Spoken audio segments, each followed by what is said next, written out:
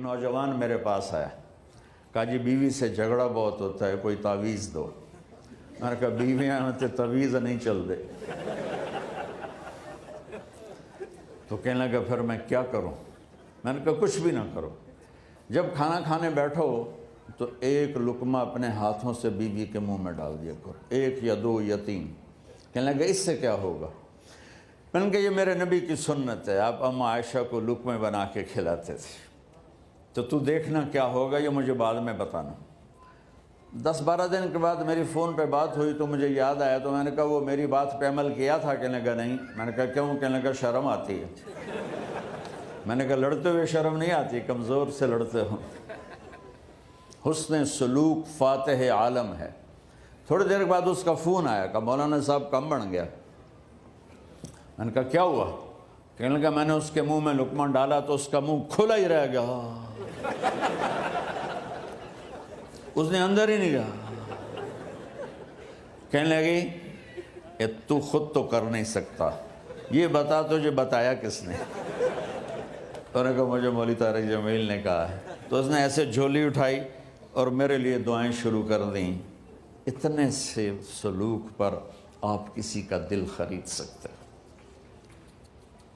تو بھائیوں، کمیوں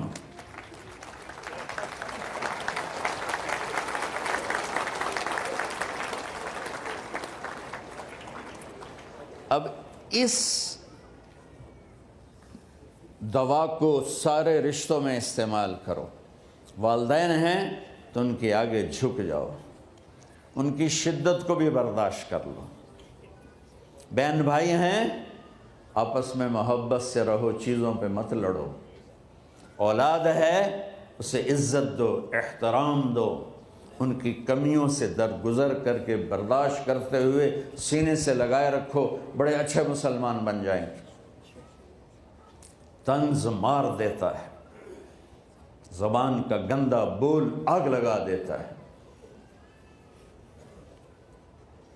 رات بھی کچھ لوگ آئے تھے تو میں نے انہیں سنایا تھا، تو ابھی بھی سناتا ہوں کہ میری زندگی ٹریولنگ میں گزر گئی۔ پچھلے کوئی 40 سال سے میں سفر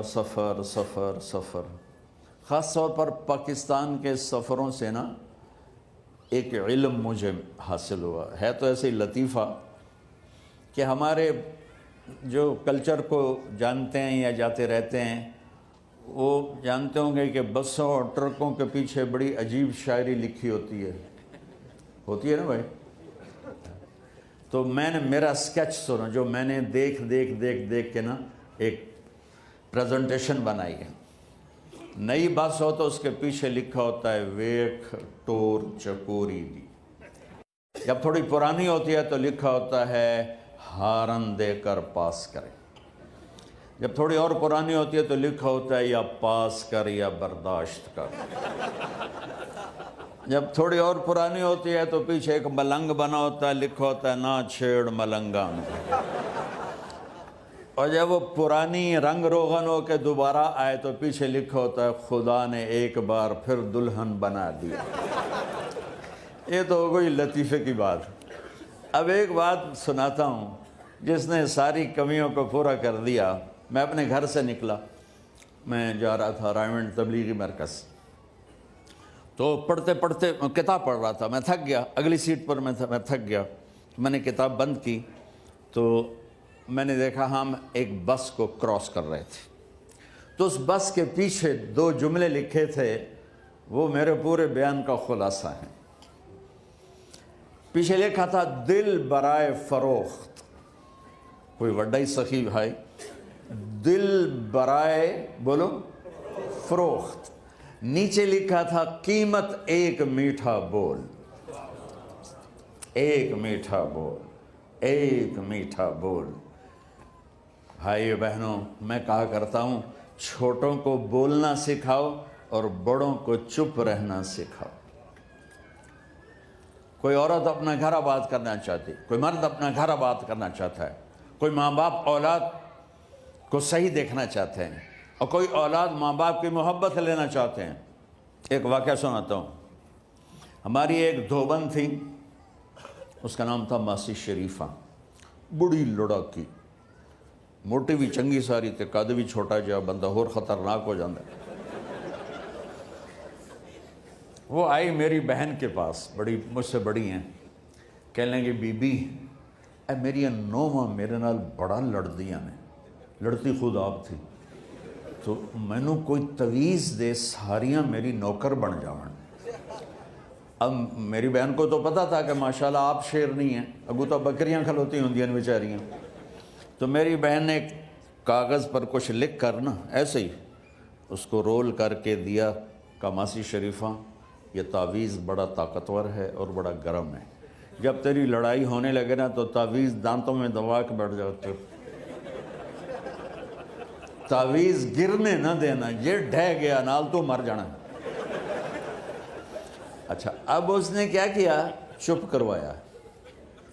اب ہمارے پنجاب میں کیا پورے پاکستان میں کیا تعویذ گنڈے جب تک کمزور ایمان والے ہیں، عاملوں کے پیسے ہی پیسے، کالا جادو کر دیا ہے، کالا جادو، وہ کالا ہے کتنے نام مرادہ دا، وہ کالا چٹا نظر کے میں آ جاندہ ہے۔ یہ سب ڈھکوسلے ہیں، نفل پڑھو، دعا کرو، اللہ سے مانگو، یہ عاملوں کے چکر میں کبھی نہ پڑھنا، گھر برباد ہو جائیں گے، گھر برباد ہو جائیں گے، گھر برباد ہو جائیں گے۔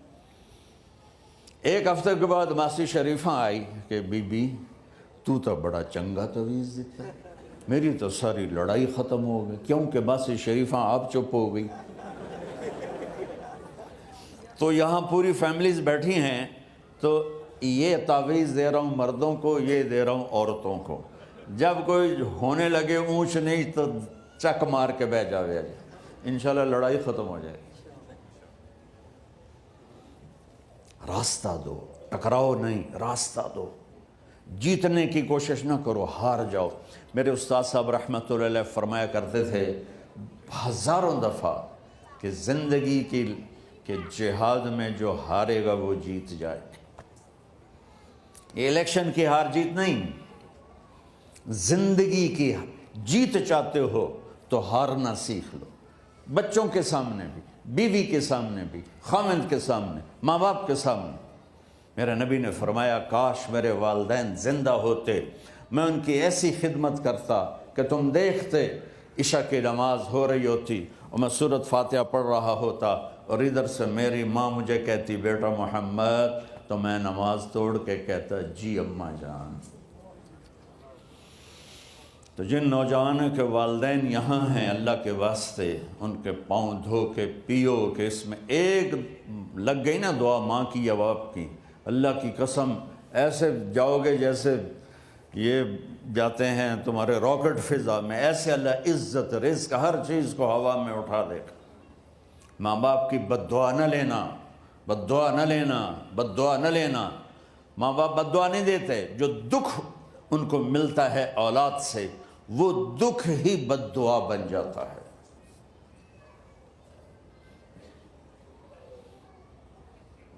اب نے کہا میں جنت میں گیا تو مجھے تلاوت کی آواز آئی، میں نے کہا یہ کون تلاوت کر رہا ہے؟ کہا جی نعمان بن حارثہ۔ صاحب نے کہا نعمان تو مدینے بیٹھا ہے، اتنی آواز جنت کی میں آ رہی؟ کہا جی ماں کی ایسی خدمت کی ہے، جب وہ قرآن پڑھتا ہے تو اللہ کہتا ہے ساری جنت کو سناؤ۔ تو میرے بھائی بہنوں، ہم خود تراشتے ہیں منازل کے سنگ میل، ہم وہ نہیں ہیں جن کو زمانہ بنا گیا۔ ہمارے لیے دنیا سفر ہے اور جنت اصل ٹھکانہ ہے۔ ہمارے لیے آئیڈیل محمد مصطفیٰ صلی اللہ تعالیٰ علیہ وسلم کی زندگی ہے، اس کے علاوہ کوئی آئیڈیل نہیں ہے۔ میں ڈاکیا ہوں، آئیڈیل نہیں ہوں، قاصد ہوں، آئیڈیل نہیں ہوں۔ جیسے پاکستان میں وہ جو ٹی سی ایس کا محکمہ ہے، میں وہ ٹی سی ایس کا بھیجا ہوا نمائندہ ہوں، مجھے کبھی آئیڈیل نہ بنانا۔ آئیڈیل ایک ایک ایک ایک کون؟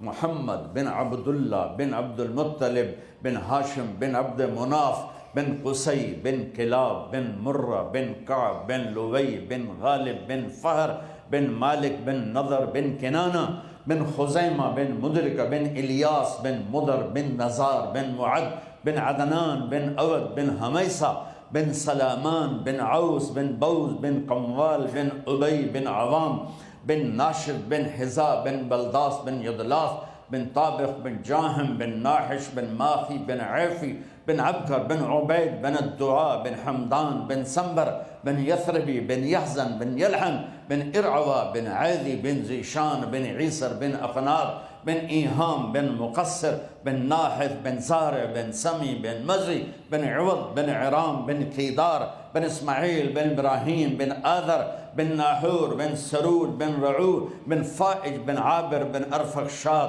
بن سام بن نوح بن لامک بن متوشال بن ادریس بن یرد بن ملحل ایل بن کینان بن آنوش بن شیس و بن آدم علیہ السلام۔